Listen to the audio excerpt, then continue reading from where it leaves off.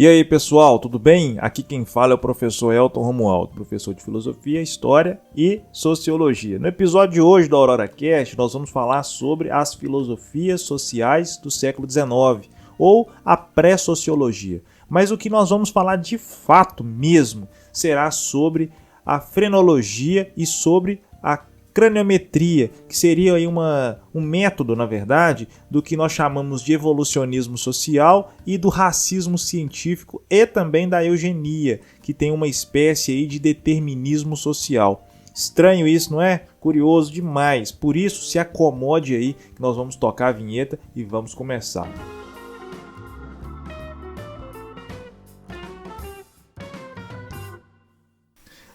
Já acomodados, então, vamos de fato ao que nos interessa.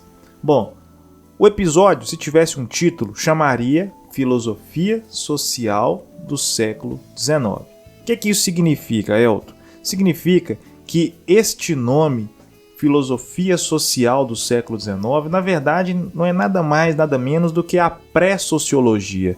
É neste momento, entre século XVIII e século XIX, ali no finalzinho do século XVIII para o início do século XIX, é que nós temos especificamente uma demanda, uma necessidade de tentar localizar alguns problemas sociais e buscar solucioná-los. Daí surgem algumas correntes sociais ou de estudos sociais que lá na frente vão desembocar num processo que nós chamamos de física social, com Augusto Comte, o pai do positivismo, e a partir daí chegaríamos ao nome sociologia. Então, de modo geral, quando eu falo filosofias ou as filosofias sociais do século XIX, eu estou me referindo especificamente a uma pré-sociologia.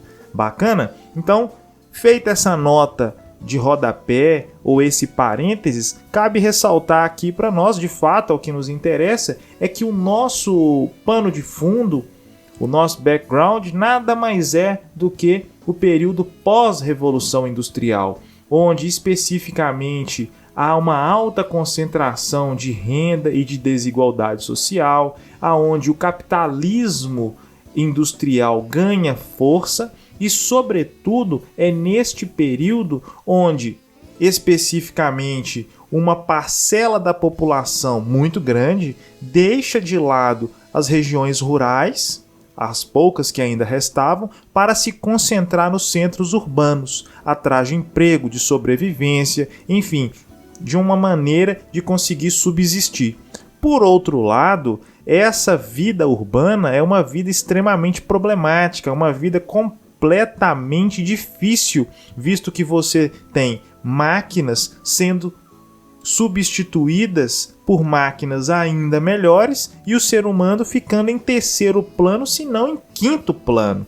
Então, a partir daqui, nós temos N questões que devem ser colocadas na nossa pauta aqui. No entanto, nós não vamos conseguir abarcar toda a totalidade do que nós realmente, queremos desvelar. Mas algumas coisas são importantes, como, por exemplo, o darwinismo social. O darwinismo social é uma espécie de teoria que começa já sendo pensada por Richard Hofstadter, que é um britânico que começa a pensar o evolucionismo social como aquela teoria da evolução proposta por Charles Darwin e que tem como pretensão também fazer uma leitura da sociedade pelo viés das ideias do naturalismo britânico. Como assim, Elton? O objetivo dos darwinistas sociais era explicar a transformação da sociedade,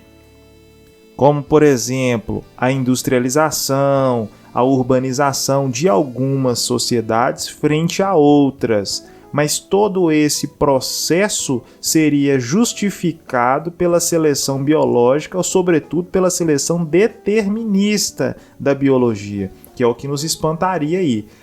Uma outra vertente dessa teoria do darwinismo social seria o racismo científico.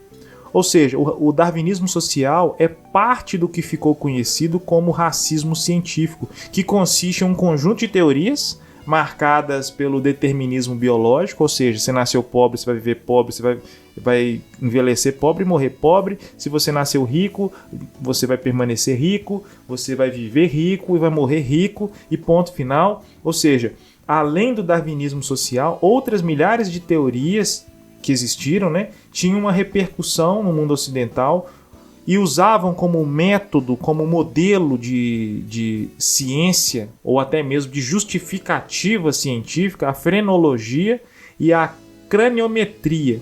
E um outro exemplo seria a eugenia. Ou seja, o racismo científico, então, ele chegou aqui no Brasil? Chegou, mostrando que os indígenas, por exemplo, os negros afrodescendentes e os negros africanos, que ainda haviam aqui no Brasil, eram inferiores devido à sua origem. Olha como que eles conseguiram, de uma certa maneira, serem completamente passivos à tecnologia, à inovação e à superioridade da etnia branca que chega ao Brasil e que chega à África dominando-os. Enfim, essa seleção do racismo científico, quando chega lá o Brasil República, no finalzinho do Brasil Império, por início do Brasil República, você tem uma importação de mão de obra estrangeira justamente com o objetivo de fazer o quê, pessoal? De equalizar essa relação fronteiriça entre indígena, negro e branco. Nós queremos embranquecer a população, mas como justificativa nós vamos usar o quê? A superioridade da etnia europeia frente à etnia latino-americana ou latina ou sul-americana e africana, beleza? Esse é um outro ponto-chave aí para a nossa explicação. Nós temos duas críticas aqui que eu elenquei para vocês acerca do evolucionismo social e do racismo científico. A primeira crítica que nós poderíamos colocar aqui foi, por exemplo, que o evolucionismo social, na verdade, ele usou essa estrutura social, essa estrutura científica apenas como uma pseudo-justificativa para o seu real interesse. Seu real interesse era o imperialismo europeu especificamente frente à África. Então, por exemplo, nós temos a França, a Bélgica, a Itália. Diga-se de passagem que a Alemanha também participa, mesmo que minimamente, mas participa desse processo.